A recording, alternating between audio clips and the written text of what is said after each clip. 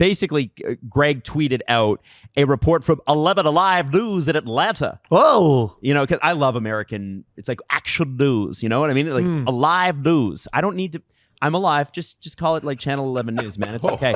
Anyway, Vernon Krause, who is the man behind the arena project in Forsyth County, tells 11 Alive News that his group is in the home stretch to present a, quote, complete package to Gary Bettman when the playoffs are over. And here's the key. Here's the key, Steve. This is where you don't have to get up and leave the set. You can already see my eyes glazing over. Krause acknowledged the other groups are seeking an NHL team in Atlanta, but feels he actually has land in a great area versus the other. He said, if the competitors even have land, we don't know about it at this point, and we think we're in a good place. So he's the only one in the Atlanta situation who owns the land already. He's not going to a land auction. He doesn't have to lease it it doesn't have to run through 4 levels of government, owns the land. Mm-hmm. And so this summer, and I guarantee it'll be after the CBA talks, which we're going to get to in a second, that package will be submitted. I would guarantee you that they're going to announce Houston and Atlanta probably right before the Olympics. That's my bet. Adam, look at that. What's that? Do you see the flying fuck I give? That's because I don't give it. I don't care Jesse, about this guy's book report. Jesse? I don't care about the land he allegedly owns. Is there a hockey team or not? Report back when you get one. Answer is yes. It's just a matter of time. And then the last thing is... Did you read Mr. Chris Johnson's article on this? No, I didn't. Boo! Sorry. It's CJ wrote an article on the Atlanta stuff because Gary Bettman was in Florida for Leafs Panthers. Oh, no wonder they lost. Like, man. And they asked him about this expansion thing because Krause made those comments and they're like, okay, Gary, Bettman was in Florida for a Wes McCauley game. It's a miracle this went to overtime. Holy cow. And he said about expansion to Atlanta, he said this on Friday, I think it's a different place than when the Flames and Thrashers left. In terms of how big the city is, how robust it is, and the sporting interest. I don't think the prior 2 visits have any bearing on whether or not we would go back if all the other pieces that I referred to are put together. I agree with him. He's right. He's right. Thanks, Gary. He's right. Yeah. Doesn't mean I have to care. Fair enough. But other people do. And Atlanta coming back is exciting. Yeah. Can't wait till they're back. They're not. Hey, what do you do for a living? Talk about hockey. Right. And none is being played in Atlanta. Nope. None is being played in Atlanta. Hockey news. I promise the moment they do, I'll care. You better care. The moment they do, I'll care. You're going to care before that. No. You're going to care about the jersey when it comes out. You're going to care about the construction. I will. And we're going to go through the food, and I bet they're going to have fan-first food pricing because that's what they have in Atlanta already. Yeah, at the Falcons game. You have, you know what a blessed, I just realized what a blessed life I live. What was the name of the dude who owned the Coyotes? I already forget his name. Not Galloway. That was the guy before him. The other guy. With his son running the I'm social so media. glad I've forgotten his name. You know what? No one yell it out. I don't want to remember. I was going to say, do you want me to tell you? Go ahead. No. I actually don't. No. Guess a little. No. I asked you. No. I'm not tell me because now I get to continue a bit. Alex Morello? He ruined it for everybody. I'm excited about A few years ago, I would have found this interesting, and then Alex Morello came along. Nah, and I don't care. I don't put them in the same bucket. I really think that No. exciting. I assume this person is like this ownership group is like actually smart people with money and a plan, unlike Alex Morello. But he sure had plans. He had concepts of a plan. No, all prospective owners are on probation / timeout because of Alex Morello. That's silly. He's preparing a report about land for a commissioner I hate. I don't care. He said the next steps. He said the next steps were to meet with Bettman, and then CJ wrote in his article that is expected to take place after the Stanley Cup Finals. Yeah. His meeting with Bettman. Then Bettman continued, we're getting expressions of interest. We've talked to a couple groups, and he didn't name this group specific, but that's what he's referring to. There have been some civic leaders that have been in with people who are expressing interest in owning a team and creating a facility. We start with the 4 basic criteria: ownership, market, arena, and what it would do to enhance the league and make it stronger. Great.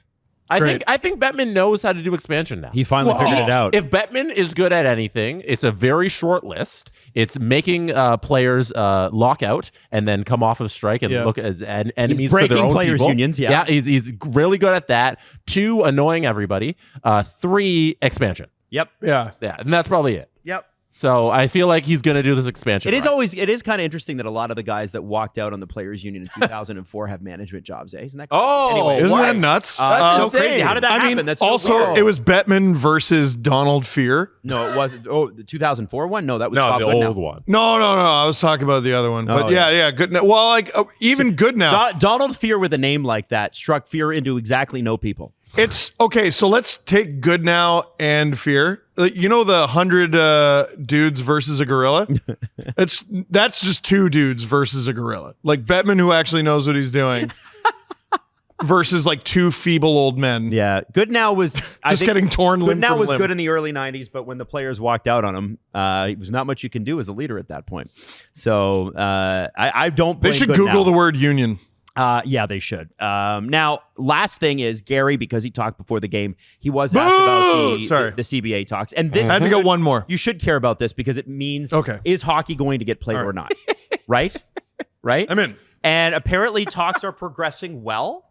And, it's so weird that Andy Strickland might tweet this, working for the NHL Network and stuff. But he's tweeting what everybody's been saying for months, which is, we think this is going to get wrapped up and they'll have something announced after the end of the Stanley Cup Finals. Oh, the new CBA. Yeah.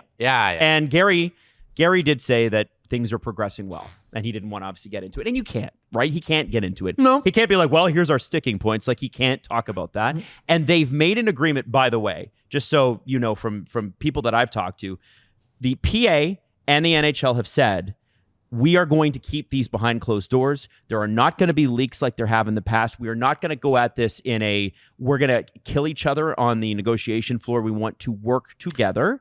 And I think here's where the players win on this one. So Gary this is it for him.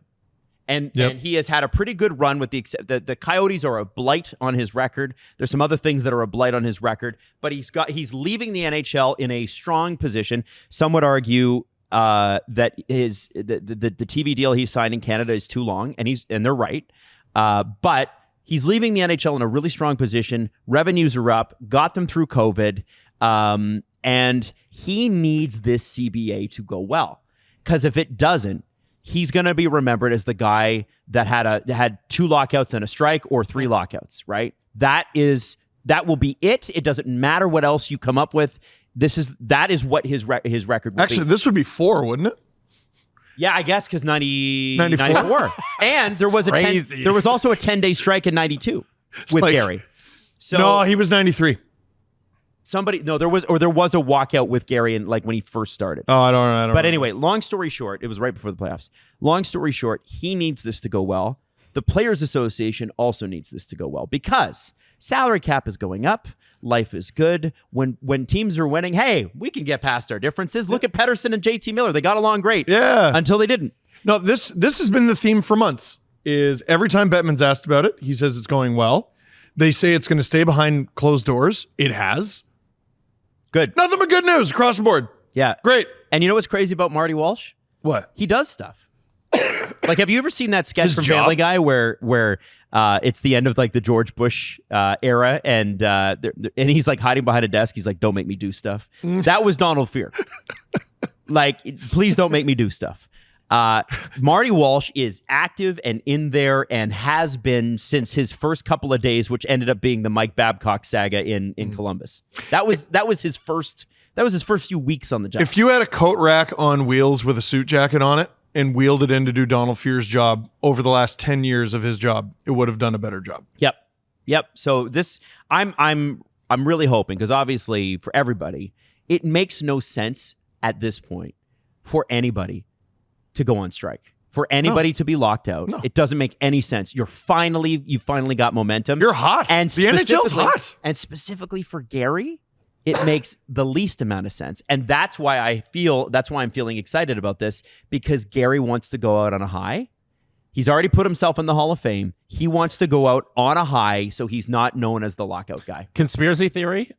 I think he rushed the Sportsnet deal. Yes. And took whatever Rogers was willing to just give him, because he wanted this wrapped up before the CBA, because it makes the CBA negotiations clearer. And I don't think you can do the CBA negotiations without a TV deal for the future. And that I don't think it's the best deal for sports fans or hockey fans. And he just took the deal because it makes his legacy look good and the negotiations continue and be able to happen. Well, because I think you rushed it. And I think you're right, Jess. And I think we know that the NHL's not been happy with Sportsnet's coverage. And they still took the money anyway. I can confirm.